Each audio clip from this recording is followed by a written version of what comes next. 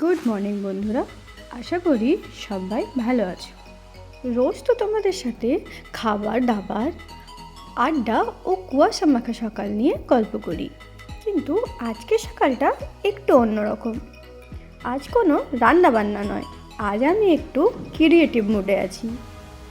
আসলে হয়েছে কি, বরের অফিসে আজ ন্যাশনাল রোড সেফটি ডে উপলক্ষে একটা স্পেশাল সেশন চলছে। তো সেখানে পথ নিরাপত্তা নিয়ে একটি ড্রয়িং জমা দিতে হবে। এখন বর তো অফিস নিয়ে ব্যস্ত, তাই স্যালারি ও নিলেও ড্রয়িংয়ের দায়িত্বটা শেষমেশ আমার ঘাড়েই এসে পড়লো। সত্যি বলতে যে রং পেন্সিল কতদিন পর যে হাতে নিলাম, অনেক দিন প্র্যাকটিস নেই তো, তাই আদেও ভাবছিলাম ঠিকঠাক হবে কি না। তবে মাঝে মধ্যে খাতা কলম আর আর্ট নিয়ে বসে থাকা ভালো, না হলে হাতের কাজে একদম জং ধরে যায়। প্রথমে একটা সুন্দর স্ট্রাকচার বানিয়ে নিলাম।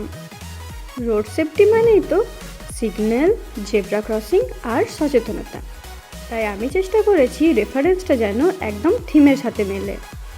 স্ট্রাকচার শেষ করে যখন কালার করতে শুরু করলাম, মনে হচ্ছিল সেই স্কুলের দিনগুলোতে ফিরে গেছি। খুব সিম্পল একটা স্কেচ বানালাম যাতে বার্তাটা পরিষ্কার থাকে, সাবধানে চালান, জীবন বাঁচান। এই তো, এবার আমার স্কেচ রেডি। আচ্ছা, যদি এখন আমি স্কুলে পড়তাম আর এই ড্রয়িংটা জমা দিতাম, ম্যাম আমাকে 10-এর মধ্যে কত নাম্বার দিতেন বলো তো? তোমরা প্লিজ কমেন্ট করে জানিও। আজকের মতো এটুকুই, সবাই সাবধানে রাস্তা পারাপার করো। দেখা হচ্ছে পরের ব্লগে। টাটা।